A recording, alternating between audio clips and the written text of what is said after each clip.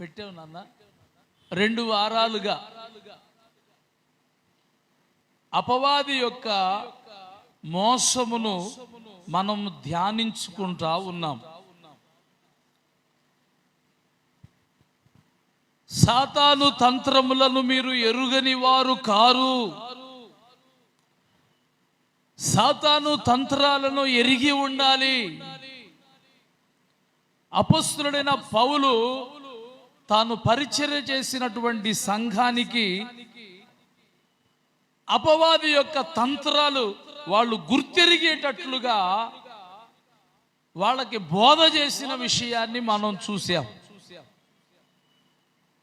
కాలము కొంచెమే అని తెలిసి ఎవరిని మృంగుదుమా అని అపవాది గర్జించు సింహము వలె తిరుగాడుచు దేవుని బిడ్డలలో కొంతమందిని వాడు మృంగుతున్నాడని మనం చూసాం. ప్రకటన గ్రంథంలో కూడా మనం చదివాం. 12వ అధ్యాయంలో వాడు తోకతో ఆకాశ నక్షత్రాలలో కొన్నింటిని ఈడ్చి భూమి మీద పడవేశాడు. ఈ ఆకాశ నక్షత్రాలు ఎవరో కూడా మనం చూసాం. దానియేలు గ్రంథం 12వ అధ్యాయంలో ఎవరు నీతి మార్గమును అనుసరించినట్లుగా అనేకులను త్రిప్పుదురో వారు ఆకాశ మండలములోని జ్యోతుల వలె ప్రకాశిస్తారన్నాడు. ఈ అపవాది మోసములో చిక్కుబడి పడిపోయిన వాళ్ళల్లో ఆకాశ నక్షత్రాలు కూడా ఉన్నాయి. అంటే వారు సామాన్యులు కాదు, అనేక మందిని దేవుని తట్టుకు తిప్పిన వారు వాళ్ళు. అలాంటి వారిలో కొందరిని అపవాది పడవేశాడంట. వాడి దగ్గర హబక్కూకు గ్రంథం 1వ అధ్యాయం 15వ వాక్యంలో ఎన్నో ఉరులున్నట్లుగా, ఉచ్చులున్నట్లుగా, గాలములున్నట్లుగా, వలలున్నట్లుగా రకరకాలైనటువంటి ఉపాయములు, పన్నాగములు, కుతంత్రాలు వాడు పన్నుతున్నాడనే విషయాన్ని గడిచిన వారమే మనం ధ్యానం చేశాం. దేవునికి స్తోత్రం కలుగును గాక. హల్లెలూయా, హల్లెలూయా. అపవాది చేసే మోసాన్ని, పాపం విషయంలో వాడు మనల్ని ఎలా మోసం చేస్తాడో,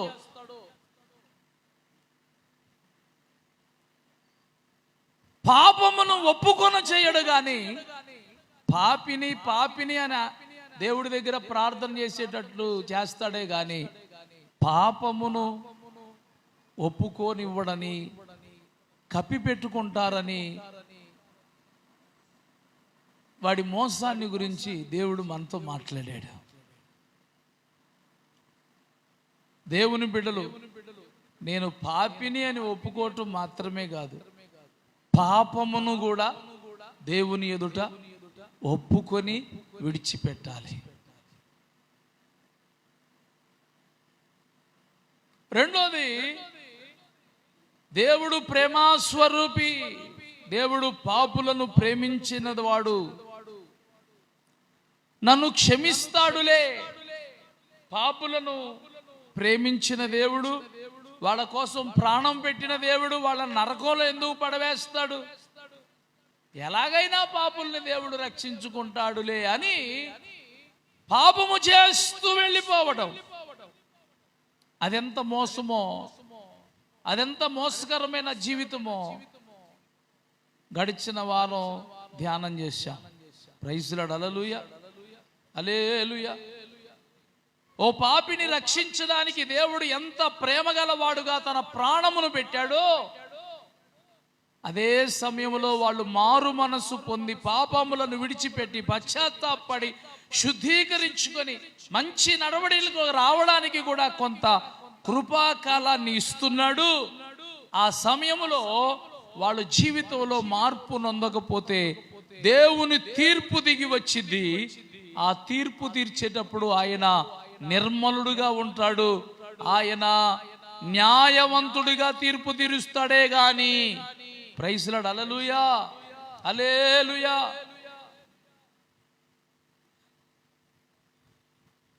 కృప చూపడానికి ఎంత ప్రేమ గలవాడో అలాగే శిక్షించడానికి కూడా అంత న్యాయవంతుడైన దేవుడని, ఆ విషయం మర్చిపోవద్దని కొన్ని లేఖనాలు కూడా మనం చూసాం. మంచిది. ఈ వారం మరొక విషయాన్ని చెప్పి వచ్చే వారం నుండి మరి కొన్ని కొత్త విషయాలు నేర్చుకుందాం. హెబ్రీయులకు రాసిన పత్రిక 4వ అధ్యాయము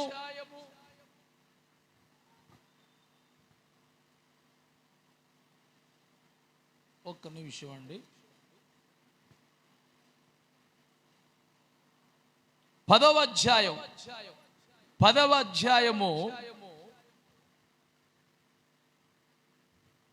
12-13 వాక్యాలు చదువుదాం. ఈయన అయితే పాపముల నిమిత్తమై సదాకాలము నిలుచు ఒక్క బలిని అర్పించి అప్పటి నుండి తన శత్రువులు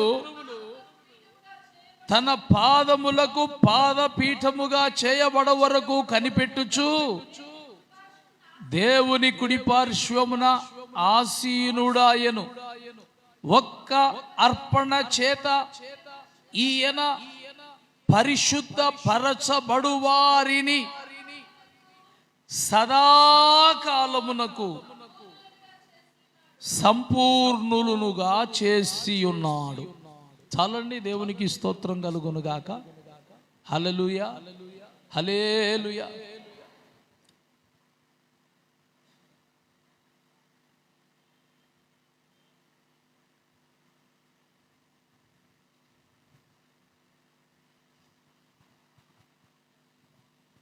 కొంతమంది ఎలా ఆలోచిస్తున్నారంటే, యేసుక్రీస్తు వారు మన పాపముల కోసం ఆయన రక్తాన్ని కార్చిన మాట వాస్తవమే. ఆయన రక్తమునకు మన పాపములను క్షమించే శక్తి ఉన్న మాట కూడా వాస్తవమే.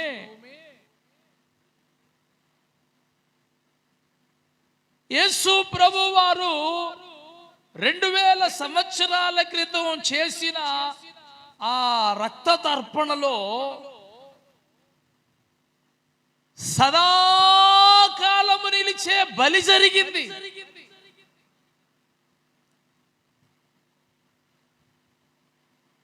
కాబట్టి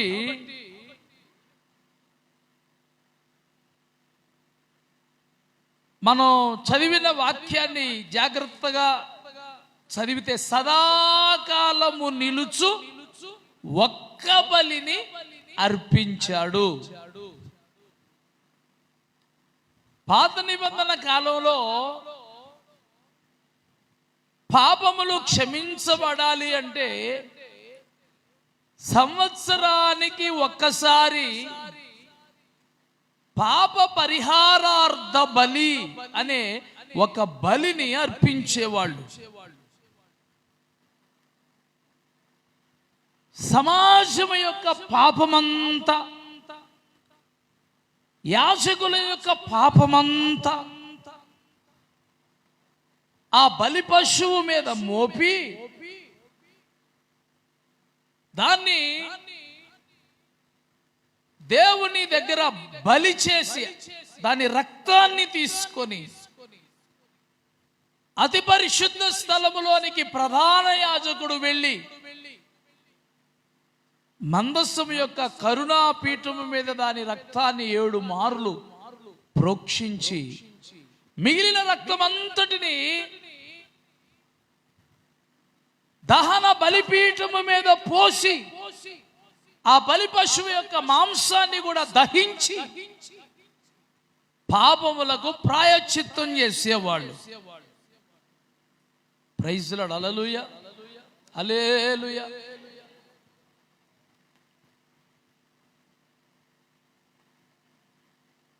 ఆ సందర్భాన్ని అపొస్తలుడైన పౌలు తీసుకుంటూ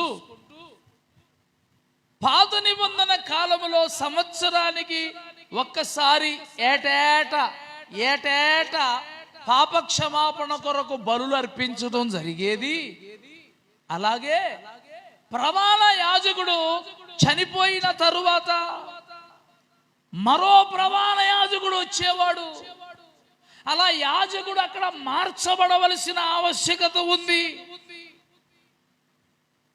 అనే విషయాలను ప్రస్తావించుకుంటా వచ్చి, యేసుక్రీస్తు వారైతే సదాకాలము జీవము కలిగిన దేవుడు. ఆయన పునరుద్ధానుడై ఆరోహణమైపోయి వెళ్ళిపోయేటప్పుడు తన శిష్యులకు చెప్పిన మాట ఏంటంటే, ఇదిగో ఇది మొదలుకొని సదాకాలం యుగ సమాప్తి వరకు నేను మీకు తోడై ఉంటానన్నాడు. చప్పట్లు కొట్టండి, దేవుడిని మహిమపరుద్దాం. హల్లెలూయా. ఎందుకని? మరణించి తిరిగి లేచాడు, మరణపు ముళ్ళును విరిచాడు. ఇప్పుడు మరణం మీద విజయం ఎవరిది? యేసు ప్రభువుది. మరణాన్ని జయించాడు గనుక ఇక ఎన్నటికీ మరణం ఉండదు.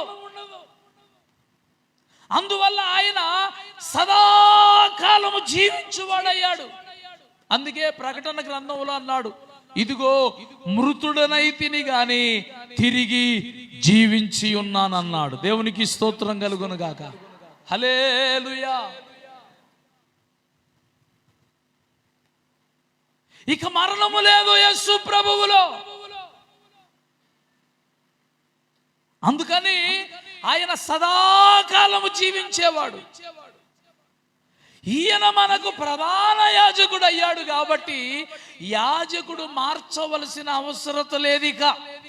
దేవునికి స్తోత్రం కలుగును గాక. హల్లెలూయా, హల్లెలూయా.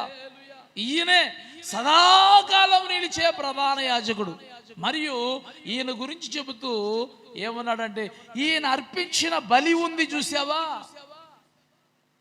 ఈయన సదాకాలము జీవించుచున్నాడు గనక ఈయన అర్పించిన బలి కూడా సదాకాలం అంగీకరించబడింది. దేవునికి స్తోత్రం కలుగును గాక. యేసు ప్రభు వారు మరణించినప్పుడంట, మీరు ఈ వచనాలు మీరు చూడండి, 19-20 వచనాలు చదవండి. సహోదరులారా, యేసు మన కొరకు ప్రతిష్ఠించిన మార్గమున అనగా నూతనమైనదియు జీవము గలదియు ఆయన శరీరమును తెర ద్వారా ఏర్పరచబడినదియునైన మార్గమున ఆయన రక్తము వలన మనకు ధైర్యము కలిగి ఉన్నది. Praise Lord. హల్లెలూయా. యేసుక్రీస్తు వారు చనిపోయినప్పుడు, ఆయన సిలువలో రక్తము కార్చినప్పుడు ఆత్మీయ లోకములో జరిగిన సంగతి ఏంటంటే, యేసయ్య తన రక్తాన్ని చేతబట్టుకొని తండ్రి సముఖములో ప్రవేశించాడంట. పరలోక మందున్న ఆ గుడారములో ప్రవేశించి జీవము కలిగిన ఆయన రక్తమును, పాప క్షమాపణ కొరకు చిందించిన రక్తమును అక్కడ బలిగా సమర్పించాడంట. దేవునికి స్తోత్రం కలుగునుగా. హల్లెలూయా. మరణం ఆయన్ని బంధించి ఉంచలేదు, మరణానికి ఆయన మీద ప్రభుత్వం లేదు గనక ఆయన అర్పించిన బలి కూడా సదాకాలం నిలిచింది. దేవునికి స్తోత్రం కలుగునుగా. హల్లెలూయా. ఈ విషయాన్ని ఏ ఉద్దేశములో పౌలు చెప్పాడు అంటే, మరల యేసుక్రీస్తు జన్మించి జీవించి మరణించవలసిన ఆవశ్యకత లేకుండా ఆయన చేయవలసిందేదో ఒకేసారి చేసేసాడు, ముగించేశాడు. అన్న మీనింగ్ లో ఈ వాక్యాన్ని చెప్పుకుంటా వచ్చాడు. ప్రైజ్ లార్డ్, హల్లెలూయా. అయితే ఇది మనోళ్ళకి ఎలాగా, అపవాది ఎలాగా కొంతమందిని అజ్ఞానులను, కొంతమంది దేవుని వాక్యాన్ని సరిగా అర్థం చేసుకోలేని వారిని ఎలా త్రిప్పివేశాడంటే, వాళ్ళ ఆలోచనలు యేసు ప్రభు సదాకాలమునకు మనల్ని సంపూర్ణునిగా చేశాడని ఉంది కదా. ఆయన అర్పించు బలి సదాకాలం అని ఉంది కదా. సదాకాలం అంటే అర్థం ఏంటి? నిన్న, నేడు, నిరంతరం. ప్రైజ్ లార్డ్, హల్లెలూయా. అంటే భూత భవిష్యత్తు వర్తమాన కాలములలో ఉన్న పాపములన్నిటికీ ఆయన క్షమాపణ కలగడానికి తన రక్తాన్ని చిందించాడు గనక నిన్న నేను చేసిన పాపాలు క్షమించబడ్డాయి. ఈ రోజు నేను చేస్తున్న పాపం కూడా క్షమించబడింది. రేపు నేను చేయబోయే పాపాలు కూడా క్షమించబడ్డాయని తప్పుడుగా అర్థం చేసుకుంటున్నారు. అందువల్ల పాపాన్ని విడిచిపెట్టలేక సదాకాలానికి నిలిచే బలిని దేవుడు అర్పించాడు గనక సదాకాలము ఆ బలి నిలబడుతుంది గనుక నా పాపములు కూడా, నేను నిన్న చేసే పాపాలు, ఈరోజు చేసే పాపాలు, రేపు చేసే పాపాలు అన్నీ కూడా క్షమించబడతాయి అనే ఒక తప్పుడు అవగాహనతో వాళ్ళు పాపాన్ని విడిచిపెట్టకుండా, నేను మీకు మునుపు కూడా చెప్పాను, నిన్ను నాశనం చేయాలంటే అపవాదికి అధికారం లేదు. యోబును నాశనం చేయాలనుకున్నాడు. త్వర త్వరగా పరిగెత్తుకుని వచ్చాడు. తీరా ఇక్కడికి వచ్చి చూసేసరికి యోబు చుట్టూ ఏం వేసి ఉన్నాయి? కంచిలేసి ఉన్నాయి. ముట్టలేక మరలా పైకి వెళ్ళాడు. దేవుడితో అంటున్నాడు, వాడి చుట్టూ నువ్వు కంచేసావుగా, నేను ఎలా ముడతాను? ఇంకా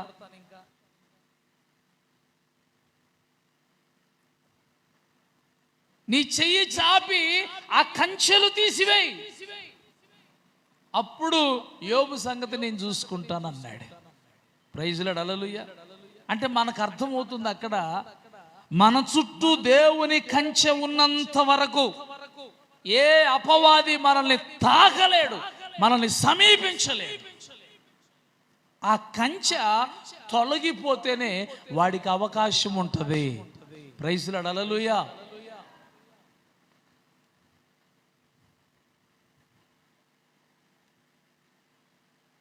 ఇద్దరు దేవుని మాట విన్నంత వరకు అపవాది ఏం చేయలేకపోయాడు. ఎప్పుడైతే దేవుని మాటలో నుండి ఆ ఏదైనా తోటలో వాళ్ళు తొలగిపోయారో, ప్రైజ్ లార్డ్, హల్లెలూయా, అప్పుడు వారి జీవితంలోకి వాడు ప్రవేశించాడు, శాపగ్రస్తులుగా చేశాడు. ఈనాటికి కూడా ఆ తరతరాలుగా ఆ శాపం అలాగ వస్తూనే ఉంది. నేనేం చెప్పదలుచుకున్నానంటే, మీకు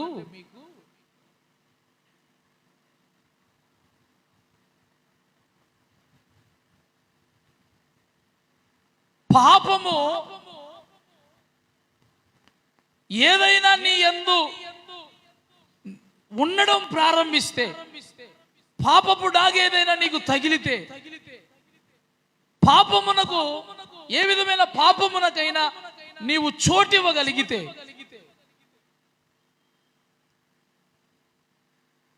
అపవాదికి నీ దగ్గరకు వచ్చి, నీ కుటుంబంలోకి వచ్చి, నీ జీవితంలోకి వచ్చి, నీ లోపలికి వచ్చి నిన్నేదైనా చేయడానికి వాడికి ఒక అవకాశం ఉంటుంది. ప్రైజ్ లార్డ్, హల్లెలూయా. అంటే మనం చేసే పాపమే అపవాదికి ఒక మార్గాన్ని ఇస్తుంది వాడు లోపలికి రావడానికి. పాపము అనేది మీకు ఇంతకుముందు చెప్పాను, పరిశుద్ధత అనేది దేవుడు నివసించు చోటు ఎలాగయ్యిందో, పాపము అనేది అపవాది నివసించే స్థలము. దేవునికి స్తోత్రం కలుగును గాక. పరిశుద్ధత లేకపోతే దేవుడు అక్కడ ఉండలేడు. ఎక్కడ పరిశుద్ధత ఉంటుందో దేవుడు అక్కడ ఉంటాడు. అలాగే పాపము లేకపోతే అక్కడ అపవాది ఉండలేడు. ప్రైజ్ లార్డ్, హల్లెలూయా. పాపం ఎక్కడ ఉంటుందో అక్కడ అపవాది ఉంటాడు, వాడికి చోటు ఉంటుంది. అందుకనే వాడు నిన్ను తన స్వాధీనంలోకి తీసుకోవడానికి, నీ కుటుంబంలో నీకు మనశ్శాంతి లేకుండా, నెమ్మది లేకుండా, సమాధానం లేకుండా, అభివృద్ధి లేకుండా, దీవెన లేకుండా, ఆశీర్వాదము లేకుండా, శాపములో మోడుబారిన జీవితాలలో నిన్ను నలిపివేయాలి అంటే నీవు దేవుని ఎదుట, దేవుని వాక్యములో నుండి తొలగిపోయి పాప సంబంధమైన దానిలో, కార్యములో ఏదో ఒక దానిలో నీకు పాలు కలగాలి. అలా అయినప్పుడే వాడు నిన్ను ఏదైనా చేయడానికి వాడికి చోటు దొరికింది, అవకాశం ఏర్పడింది. అందుకనే వాడు ఎప్పుడు దొరుకుతావని చూస్తాడు, పడతావేమోనని ఉరులేస్తాడు, ఉచ్చులేస్తాడు, రకరకాలైన వలలు పన్నుతాడు, రకరకాలైన గుంటలు తవ్వుతాడు. అయితే దేవుని బిడ్డ మెలకువగలిగి దేవుని వాక్యమును జాగ్రత్తగా అర్థం చేసుకొని, దేవుని చిత్తమును సంపూర్ణంగా తెలుసుకొని, తన అడుగులు పాపములో పడకుండా దేవుని వాక్యములో వేసుకుంటా వెళితే, ప్రైజ్ లార్డ్, హల్లెలూయా, అపవాదిని వాడి పాదాలతో చితకదొక్కేవాడిగా దేవుడు నిలబెడతాడు. దేవునికి స్తోత్రం కలుగును గాక, హల్లెలూయా. లేకపోతే వాడు నిన్ను తొక్కడం ప్రారంభిస్తాడు. ఏది మంచిది చెప్పండి? మనం వాడిని తొక్కటం మంచిదా, వాడు మనల్ని తొక్కటం మంచిదా? వినండి నేను చెప్పే మాట. సైతాను గాడిని నువ్వు తొక్కటం మంచిదా, నిన్ను వాడు తొక్కడం మంచిదా? చెప్పండి.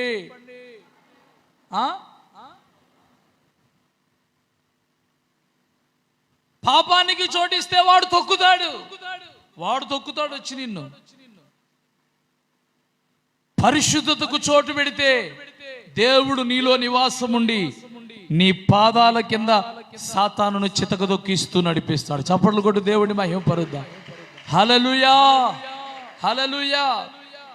అందుకే అపవాది దేవుని వాక్యాన్ని అపార్థం చేసేటట్లుగా చేసి, దేవుని గురించిన జ్ఞానం ప్రజలకు లేకుండా చేసి, అజ్ఞానములో, అంధకారములో ఉంచి ఏలుతున్నాడు ప్రజలను. ఎవరైతే సత్యాన్ని తెలుసుకుంటారో, వాక్యాన్ని తెలుసుకుంటారో, జ్ఞానాన్ని పొందుకుంటారో, వాళ్ళు ఆ పాపపు నడతలన్నిటినీ విడిచిపెట్టి పరిశుద్ధతలోకి వచ్చి అపవాది మీద జయాన్ని పొందుకుంటారు. దేవునికి స్తోత్రం కలుగును గాక.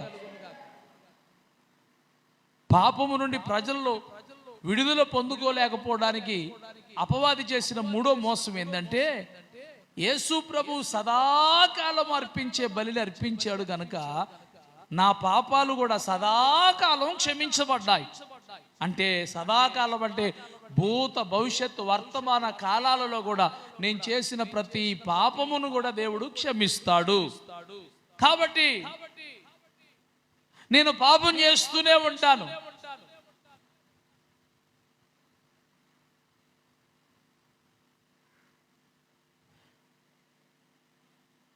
అందుకే వాళ్ళు పాపాన్ని విడిచిపెట్టరు.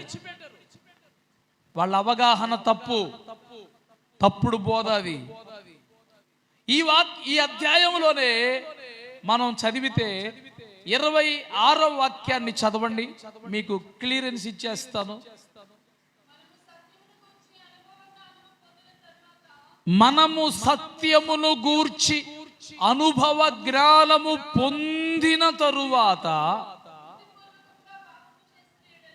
బుద్ధిపూర్వకముగా పాపము చేసిన ఎడల పాపములకు బలి ఇకన ఉండదు గాని న్యాయపు తీర్పునకు భయముతో ఎదురు చూచుటయు విరోధులను దహింపబోవు తీక్షణమైన అగ్నియు ఇకను ఉండును. దేవునికి స్తోత్రం కలుగునుగా. హల్లెలూయా.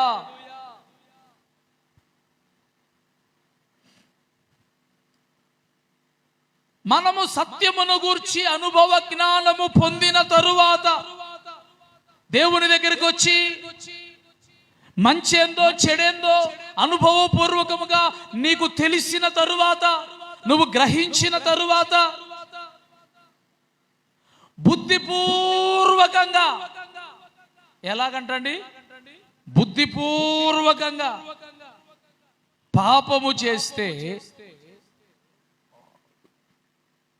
అలా చేసి పాపములకు బలి ఇక ఉండదు. అలా చేసిన పాపములకు బలి ఇక ఉండదు అంటే అర్థమైంది, అలాంటి పాపములకు ఇక క్షమాపణ అనేది ఉండదు. ఏముంటుందంట,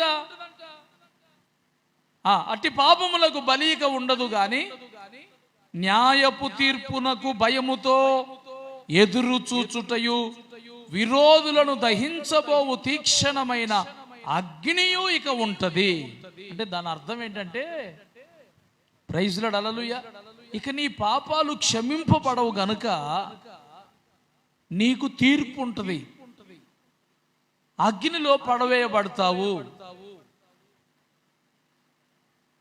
జాగ్రత్త అని హెచ్చరిక ఒకటి పెట్టి చూశాడు. ప్రైజ్ లార్డ్, హల్లెలూయా.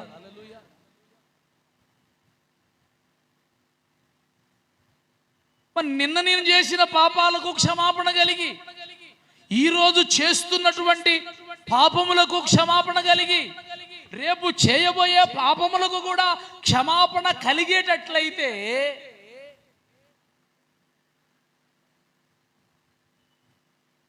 తీర్పు ఎందుకు ఉంటుందిగా? కానీ దేవుని వాక్యం ఏం చెప్తున్నాడు? సత్యమును గూర్చి అనుభవ జ్ఞానము పొందిన తరువాత బుద్ధిపూర్వకముగా పాపము చేస్తే, తెలుసు నీకు అది తప్పని, తెలుసు దేవుని వాక్యము అది తప్పని ఖండిస్తుందని తెలుసు, ఎన్నో మార్లు దేవుని మాటలు విన్నావు, దేవుడి దగ్గరకు వచ్చావు, బాప్తిస్వం తీసుకున్నావు, రక్షణ పొందావు, నీకు తెలియంది కాదు, అయినా కూడా బుద్ధిపూర్వకంగా నువ్వు పాపం చేస్తే, అంటే కావాలని పాపం చేస్తే, ప్రైజ్ లార్డ్, హల్లెలూయా, అట్టి రీతిగా చేసే పాపములకు ఇక ఎన్నటికీ క్షమాపణ ఉండదంట, బలి ఇక ఉండదంట. న్యాయపు తీర్పుకు భయముతో తీక్షణమైన అగ్నికి ఎదురు చూడటం తప్ప ఇక క్షమాపణ అనేది కలగదు. అందుకే దేవుని బిడ్డలు దేవుని వాక్యాన్ని జాగ్రత్తగా చదివి, నేను అంటాను, వినవలసిన వారి ద్వారానే దేవుని వాక్యాన్ని నువ్వు వింటే సరిగ్గా నీకు అర్థమైంది. ప్రైజ్ లార్డ్, హల్లెలూయా. గ్రహించవలసిన రీతిలో, విధానములో దాన్ని గ్రహిస్తేనే అది అర్థమైంది, లేకపోతే లేఖనాలు అపార్థమవుతాయి. లేఖనాలు అపార్థమైతే నీ బ్రతుకంతా ఛిద్రమైపోతే అపవాది చేతుల్లో పడిపోతావు.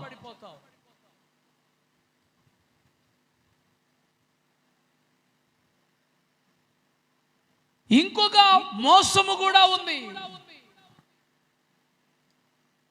అదేంటో మీకు చూపిస్తాను. క్రొత్త నిబంధన గ్రంథం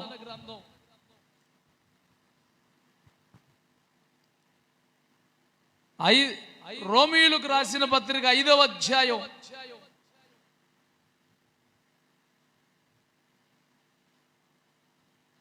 21వ వాక్యాన్ని చదువుదాం. అయినను పాపము మరణమును ఆధారము చేసుకొని ఎలాగు ఏలెనో, అలాగే నిత్య జీవము కలుగుటకై నీతి ద్వారా కృపయు మన ప్రభువైన యేసుక్రీస్తు మూలముగా ఏలు నిమిత్తము పాపం ఎక్కడ విస్తరించెనో అక్కడ కృప అపరిమితముగా విస్తరించెను. పాపం ఎక్కడ విస్తరించెనో అక్కడ కృప అపరిమితముగా విస్తరించెను.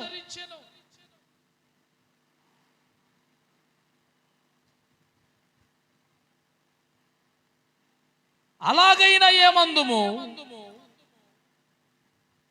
కృప విస్తరింపవలెనని పాపమందు నిలిచి ఉందమా? అట్లనరాదు. పాపము విషయమై చనిపోయిన మనము ఇక మీదట ఎలాగు దానిలో జీవించుదుము. ప్రైజ్ లార్డ్, హల్లెలూయా. భూలోకములో పాపము విస్తరించిపోయిందంట.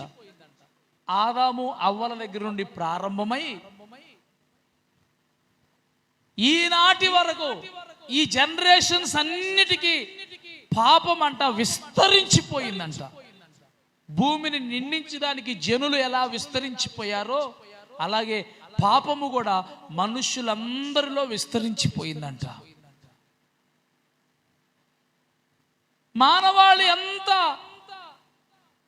పాపములోకి వెళ్ళిపోయారు. అందుకని దేవుడు మానవాళిని పాపం నుండి విడిపించడానికి, రక్షించడానికి కృపామయుడైన క్రీస్తును పంపించాడు. ఆయన కృప ద్వారా క్రీస్తు మన దగ్గరకు వచ్చాడు.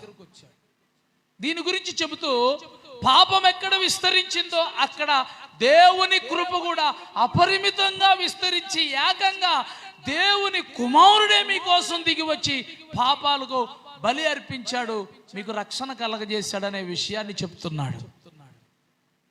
ప్రైజ్ లార్డ్, హల్లెలూయా.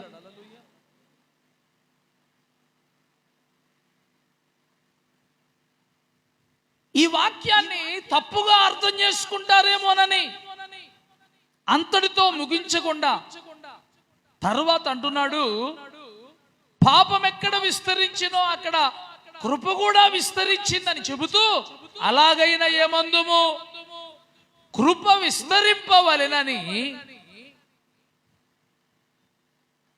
పాపము చేయుదుమా. భూమి మీద పాపము ప్రబలిపోయినప్పుడు, విస్తరించినప్పుడు దేవుని కృప కూడా ప్రబలమై అపరిమితముగా విస్తరించి అందరికీ రక్షణ కలిగేటట్లుగా క్రీస్తునిచ్చింది కదా.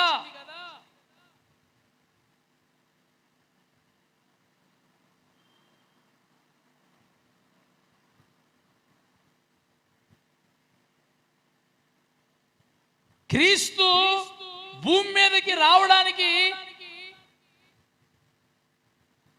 రక్షణ తీసుకురావడానికి కారణం పాపము కదా అనుకుంటున్నారు. పాపం విస్తరించింది కాబట్టి కృప విస్తరించింది.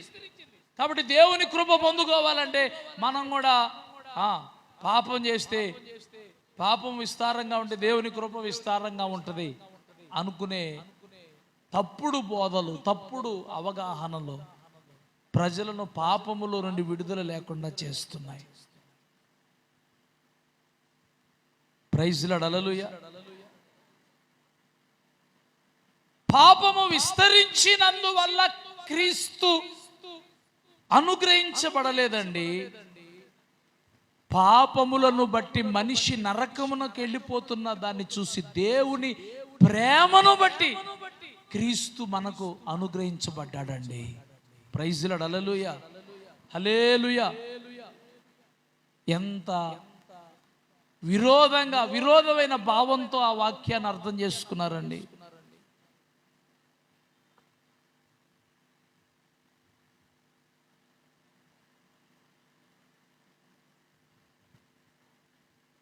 అందుకే తర్వాత వచనములో అన్నాడు, అలాగైనా ఏమందుము, కృప విస్తరింపవలెనని పాపమందు నిలిచి ఉందుమా, అట్లనరాదు. పాపము విషయమై చనిపోయిన మనము ఇక మీదట ఎలాగు దానిలో జీవించుదుము. ప్రైజ్ లార్డ్, హల్లెలూయా. ఎప్పుడైతే నువ్వు బాప్తిస్మం తీసుకుంటున్నావో దాని అర్థం ఏంటంటే పాపము విషయమై చనిపోయావని అర్థం.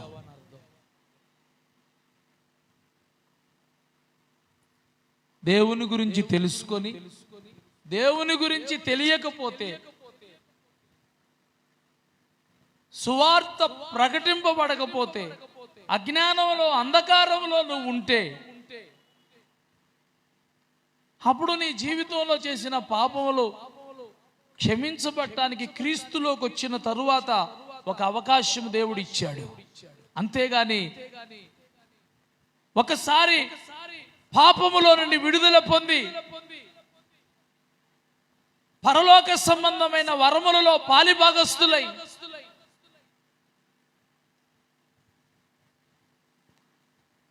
సత్యమును గూర్చిన అనుభవపూర్వకమైన జ్ఞానము కలిగి బుద్ధిపూర్వకంగా నువ్వు చేస్తే అట్టి పాపములకు క్షమాపణ ఉండదు. దేవునికి స్తోత్రం కలుగును గాక. హల్లెలూయా. కాబట్టి గుర్తుపెట్టుకోండి, రక్షించబడిన దేవుని బిడ్డ పాపముతో జోలి ఇక లేకుండా జీవించాలి. దేవునికి స్తోత్రం కలుగును గాక. హల్లెలూయా, హల్లెలూయా. ఏమాత్రమో పాపములకు అవకాశం ఇవ్వకూడదు, నువ్వు చోటు పెట్టకూడదు. నువ్వు నీకు తెలుసు, క్రీస్తుని ఎరగని వారికి పాపం అంటే ఏందో తెలియదు. నేను పాపిని అనే గ్రహింపు కూడా వాళ్ళకు ఉండదు. సదాకాలము ఆ పాపములకు బలి అలా దేవుడు ఎందుకు అర్పించాడు తెలుసా? నీ బ్రతుకు నా బ్రతుకు 100 సంవత్సరాలు తర్వాత మళ్ళీ కొత్త తరం వచ్చింది, తర్వాత మళ్ళీ కొత్త తరం వచ్చింది. అలాగే 2000 సంవత్సరాల నుంచి ఇప్పటి వరకు ఎన్ని తరాలు వచ్చాయో, ప్రతి తరానికి అంటే మనిషిగా పుట్టిన ప్రతి ఒక్కడు పాపముల నుండి వచ్చే శిక్షల నుండి రక్షించబడటానికి సదాకాలం నిలిచే బలిని దేవుడు అర్పించాడని అర్థం. దేవునికి ఒకసారి స్తోత్రం చెప్పండి. అంతేగాని సదాకాలం నువ్వు పాపం చేసుకుంటా వెళితే సదాకాలం ఆయన కడుక్కుంటా వెళ్ళిపోతాడని కాదు దాని అర్థం.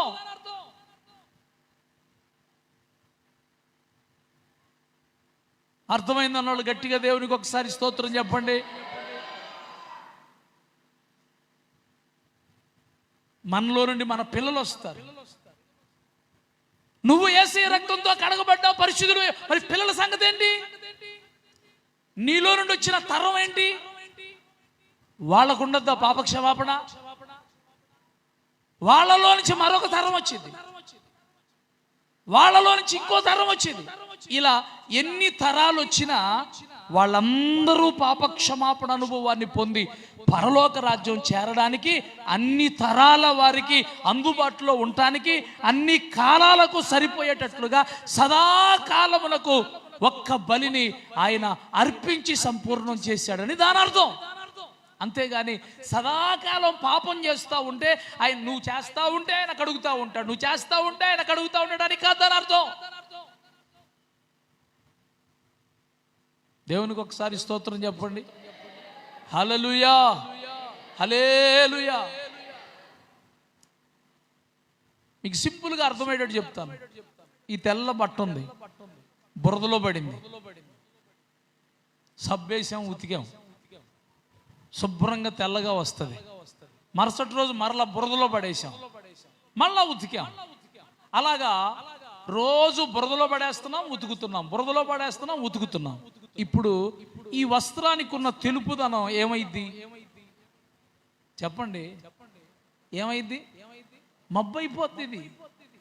దీనికి ఉన్న షైనింగ్, ఈ తెలుపుకున్నటువంటి ఆ మెరుపు, ఆ తెల్లదనం రాను రాను రాను రాను మరలా బురదలో పడి మరలా కడుగుతా ఉంటే, బురదలో పడి కడుగుతా ఉంటే, బురదలో పడి కడుగుతా ఉంటే ఏమైపోతుంది? ఇది కూడా ఆఖరికి ఎలాగేదంటే ఉతికినా కూడా ఇది మురికిగానే ఉంటుంది. ఉతికినా కూడా ఎలాగుంటుందండి? మురికిగానే నిలబడిపోతుంది. ఇక దాని అర్థం ఏంటంటే ఇది బాగుపడదు, ఇది తిరిగి తెలుపుదనంలోకి రాదు. అదే అక్కడ ప్రభు చెప్తున్న మాట. ప్రైజ్ లార్డ్, హల్లెలూయా. కావాలని అది తప్పని తెలిసినా, అది చేయకూడని పని అని నీకు అర్థమైనా, దానినే పదే పదే బుద్ధిపూర్వకంగా నువ్వు చేస్తుంటే అట్టి పాపములకు బలి ఉండదు, క్షమాపణ ఉండదు. ఏముంటుందయ్యా అంటే తీర్పు ఉంటుంది, దహించి వేయడానికి అగ్ని జ్వాలలు ఉంటాయంట. దేవునికి స్తోత్రం కలుగునుగాక. కాబట్టి దేవుని బిడ్డ గుర్తుపెట్టుకో, గుర్తుపెట్టుకో. ఏం కాదులే అనుకుంటున్నావేమో,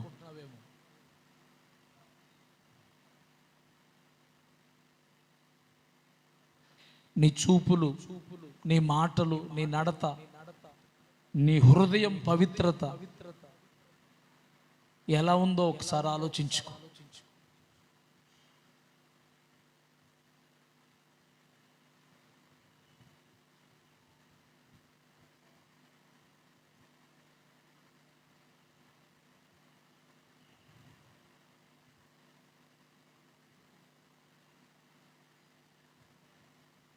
మీరు ఒకసారి 6వ అధ్యాయం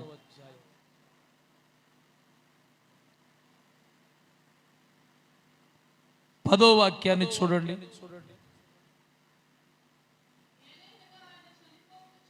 ఏలయనగా ఆయన చనిపోవుట చూడగా పాపము విషయమై ఒక్కమారే చనిపోయెను గాని ఆయన జీవించుట చూడగా దేవుని విషయమై జీవించుచున్నాడు. అటువలే మీరును పాపము విషయమై మృతులుగాను దేవుని విషయమై క్రీస్తు యేసునందు సజీవులుగాను మిమ్మును మీరే ఎంచుకొనుడి. కాబట్టి శరీర దురాశలకు లోబడునట్లుగా చావునకు లోనైన మీ శరీరమందు పాపమును ఏలనీయకుడి. మరియు మీ అవయవములను దుర్నీతి సాధనములుగా పాపమునకు అప్పగింపకుడి.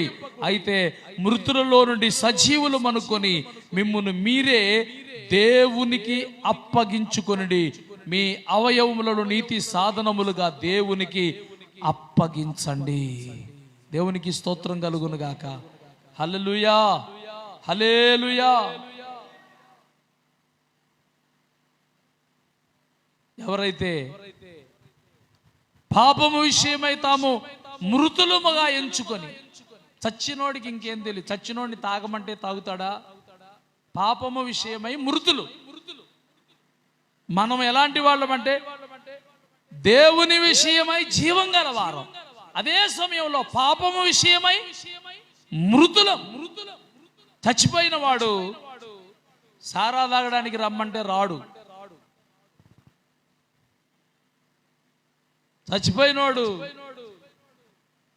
చుట్టా బీడీ సిగరెట్ తాగమంటే తాగడు. కైని పాన్ పరాగులు నవళ్ళు. చచ్చిపోయాడు వాడు, ఇంకేం తాగుతాడు, ఇంకేం తింటాడు? చచ్చిపోయినాడిని కొడితే మళ్ళీ కొట్టడు, చచ్చిపోయినాడిని తిడితే మళ్ళీ తిట్టడు. పాపం విషయమై నీవు నేను కూడా అలాగా చచ్చిన వాడులాగా ఉండాలంట. దేవునికి స్తోత్రం చెప్పండి. హల్లెలూయా. ఎలా ఉండాలండి? ఎలా ఎంచుకోవాలంట మనము? నేను చచ్చిపోయాను, బూతుల విషయంలో నేను చచ్చిపోయాను కాబట్టి నేను మాట్లాడను. పేకాట విషయంలో నేను చచ్చిపోయాను కాబట్టి పేకాట ఆడను. త్రాగుడు విషయంలో నేను చచ్చిపోయాను కాబట్టి తాగను. అది నాకు సంబంధించింది కాదు. వ్యభిచారం, జారత్వం, దొంగతనం నేను చచ్చిపోయాను, ఆ క్రియలు నేను చెయ్యను.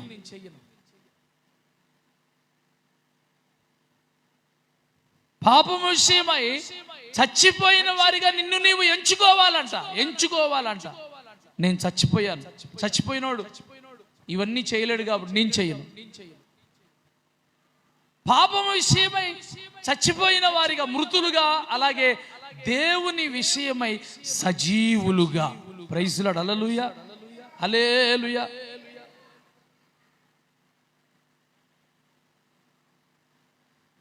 కొంతమంది దేవుని విషయమై చచ్చిపోయిన వారికి ఉంటారు, రెస్పాన్స్ ఉండదు వాళ్ళకి.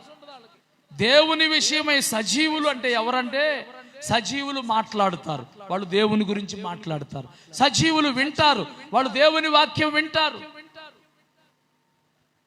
సజీవులు నడుస్తారు, దేవుని వాక్యములో నడుచుకుంటారు. దేవుని విషయమై సజీవులు అనగా దేవుని కొరకు బ్రతికే వాళ్ళు. దేవునికి స్తోత్రం చెప్పండి. హల్లెలూయా. అయ్యా, బ్రతికితే నీకోసం బ్రతుకుతా, చచ్చిపోతే నీకోసం చచ్చిపోతాననే తీర్మానం కలిగి జీవించేవాళ్ళు. వీళ్ళు దేవుని కొరకు సజీవులు. అంతేగాని రాజీ పడిపోయి, లోకంతోనో మనుషులతోనో రాజీ పడిపోయి పాపమునకు అవకాశం ఇచ్చి చోటిచ్చి జీవితాన్ని అపవాదికి అమ్ముకునేవాళ్ళు కాదు.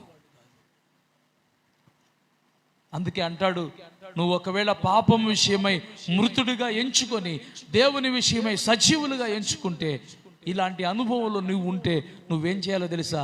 నీ అవయవాలనంట దేవునికి సమర్పించాలంట. చప్పట్లు కొట్టండి, దేవుని మహిమ పరుద్దాం. హల్లెలూయా. అయ్యా, నా చేతులు నా కొరకు కాదయ్యా, నీ పని చేయడానికే సమర్పిస్తున్నాను. నా కన్నులు నా కొరకు కాదయ్యా, నీ కొరకే. నా నోరు నా కొరకు కాదయ్యా, నీ మాటలు ప్రకటించడానికి. నా చెవులు అయ్యా లోకంలో ఉన్న పిచ్చాపాటి కబుర్లు వినటానికి కాదయ్యా, నీ వాక్యం వినటానికి వాటిని ప్రతిష్ఠిస్తున్నాను. నా కాళ్ళు నా ఇష్టానుసారంగా నడవడానికి కాదయ్యా, నీ మార్గాల్లో నడవటానికి వాటిని సమర్పిస్తున్నాను. Praise Lord. హల్లెలూయా, హల్లెలూయా అని నీ అవయవాలనంట దేవునికి సమర్పిస్తే దేవుని కృపలోకి నువ్వు వస్తావంట. దేవుని కృప నీ మీద నిలబడి ఉంటుందంట. Praise Lord. Hallelujah, hallelujah. అప్పుడు పరిశుద్ధత అనే ఫలము నీకు కలిగిందని దేవుని వాక్యం చెబుతా ఉంది. కాబట్టి ప్రియులారా, పాపమునకు చోటివ్వమాకండి. ఎన్నటెన్నటికి దేవుడు పాపాన్ని సమర్థించడు. Praise Lord. హల్లెలూయా. దేవుడు పాపాన్ని ఒప్పుకోడు, పాపాన్ని సమర్థించడు. పాపానికి దేవుడు సపోర్ట్ చేయడు. ఏ విధంగా చూసినా కూడా ఈ అపోహలన్నిటిలో నుండి బయటపడితే, అపవాది తంత్రములో నుంచి బయటపడితే నీ పాపముల నుండి నువ్వు విడిపింపబడతావు, రక్షించబడి దేవుని రాజ్యం కొరకు సిద్ధపరచబడతావు. లేకపోతే అపవాది ఊరిలో చిక్కుకొని పాపములోనే జీవించి పాపములోనే మరణించి దాని ఫలితంగా నరకానికి వెళతాం. ఒకవేళ ఇంతవరకు సత్యం తెలియక, అర్థం కాక, ఒకవేళ అలాంటి వాటికి ఏదైనా అవకాశం ఇచ్చి ఉంటే, ఈ రోజన్నా నువ్వు దేవుని సన్నిధిలో పశ్చాత్తాపడి జీవితాన్ని సరిచేసుకుంటే, పాపాన్ని తొలగించుకుంటే, నీతికి సాధనాలుగా నీ అవయవాన్ని దేవునికి ప్రతిష్ఠించుకుంటే, పాపం విషయమై మృతుడిగా ఎంచుకొని దేవుని విషయమై సజీవుడిగా ఎంచుకుంటే నీ అవయవాలు దేవునికి అర్పించు. దేవుడు తన రక్తంతో నిన్ను కడిగి పరిశుద్ధపరిచి ప్రత్యేకమైన కృప నీ మీద నుంచి నడిపిస్తాడు. ఇక పాపము నీ మీద ప్రభుత్వం చేయకుండా ధర్మశాస్త్రం అనే చెరలో నుండి విడిపించి కృపలో దేవుడు నిన్ను స్థాపించి ముందుకు తీసుకెళ్తాడు. ప్రభు వట్టి కృప చూపించును గాక. ఆమేన్. మోకరించండి, ప్రార్థన చేసుకుందాం. స్తోత్రం, స్తోత్రం, స్తోత్రం. Thank you lord, thank you father.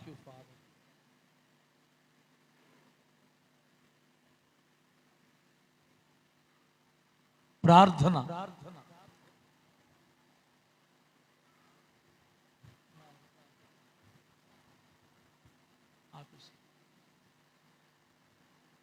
ప్రార్థన. పరిశుద్ధుడైన తండ్రి, నీ ఘననామానికి వందనాలు, కృతజ్ఞతాస్తుతులు ప్రభువా. నాయనా, దేవుని గురించి, దేవునిలో ఉన్నటువంటి సుగుణాల గురించి తెలుసుకోవటం ఎంత అవసరమో, అలాగే సాతాను యొక్క తంత్రాలు మేము గుర్తెరిగి ఉండటం కూడా మాకు చాలా ముఖ్యమే. మీరు మాకు సెలవిస్తున్నారు, అపవాది తంత్రాలు ఎరుగని వారుగా మీరు ఉండకూడదని సెలవిచ్చారు. వాడి పన్నాగాలు, వాడి ఉచ్చులు, వాడి ఉరులు, వాడి వలలు నాయన మేము గుర్తెరుగునట్లుగా మీరు మాతో దేవుని వాక్యాన్ని బోధిస్తూ వస్తున్నారు. స్తోత్రాలు.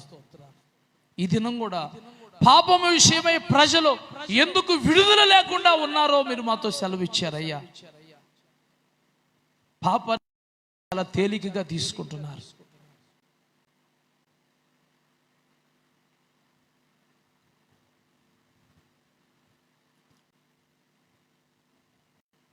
ఈరోజు మాతో మాట్లాడారు ఆయన. సదాకాలం నిలిచే బలిగదా అనే దానిని తప్పుగా అర్థం చేసుకొని, తప్పుగా బోధించి, నిన్న చేసే పాపాలు, ఈరోజు చేసే పాపాలు, రేపు చేసే పాపాలు, జీవిత కాలంలో చేసేవన్నీ కూడా క్షమించబడ్డాయని తప్పుడు బోధ వల్ల నేను పాపం చేసిన, నా పాపం క్షమించబడింది కదా అనే ఉద్దేశంతో ప్రభా ప్రజలు విడుదల లేకుండా తిరుగుతున్నారని మీరు మాకు హెచ్చరిక చేశారు. సత్యమును గూర్చి అనుభవపూర్వకమైన జ్ఞానం వచ్చిన తరువాత బుద్ధిపూర్వకముగా చేస్తే ఇక మీదటట్టి పాపములకు బలి అర్పింపబడటం జరగదని, న్యాయపు తీర్పు కొరకు, అగ్ని కొరకు ఎదురు చూడటమే తప్ప అవకాశం ఉండదని మీరు సెలవిచ్చారయ్యా.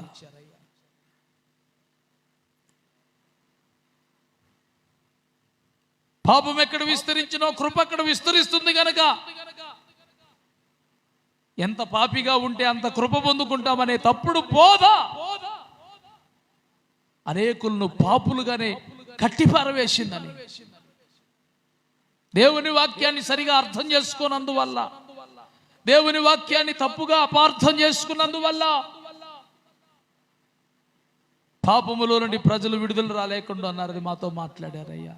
విడమరిచి సత్యవాక్యాన్ని మాకు సరిగా విభజన చేసి ప్రభువా మా ముందు పెట్టారు. నీకు కృతజ్ఞతలు తండ్రి. జీవిత కాలం అంతా మేము పాపం చేస్తూ, పాపములోనే జీవిస్తూ, పాపిగానే ఉంటే నువ్వు శుద్ధి చేస్తూ ఉండేవనే అనేది సత్యము కాదని,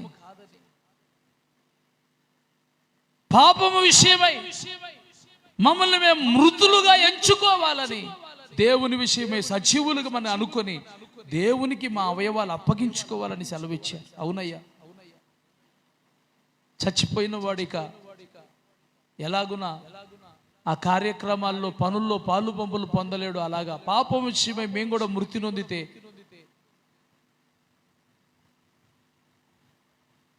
పాపం మా మీద ప్రభుత్వం చేయదని, దేవుని విషయంలో కూడా సజీవులు అనుకొని మా అవయవాలను దేవునికి అప్పగించాలని సెలవు ఇచ్చారు. తండ్రి, మా కన్నులు, మా ముక్కు, మా నోరు, మా చెవులు, మా కాళ్ళు, చేతులు, మా దేహమంతా నీ కోసం సమర్పించుకొని నీ పని చేయడం కోసమని, నీ కొరకు బ్రతకాలని, అటు జీవితం మాకు దయచేయండి, అటు పరిశుద్ధత మాకు దయచేయండి, అటు కృప మాకు దయచేయండి. నీ హస్తాలకు మమ్మల్ని మేము అప్పగించుకుంటాం. వాక్యం విన్న బిడ్డల లోతుగా పరిశీలించుకొని, పరీక్షించుకొని యోగ్యమైన దాన్ని చేపట్టిన ఆయన నీ ఎదుట నీతిమంతులు అవడానికి కృప చూపించమని యేసు నామమున ప్రార్థిస్తున్నాము తండ్రి. ఆమేన్, ఆమేన్, ఆమేన్. మంచిది ప్రియులారా, మరి ఈ సమయంలో ఒక చిన్న పాట పాడుతుండగా కానుక సమర్పణ చేద్దాం. తర్వాత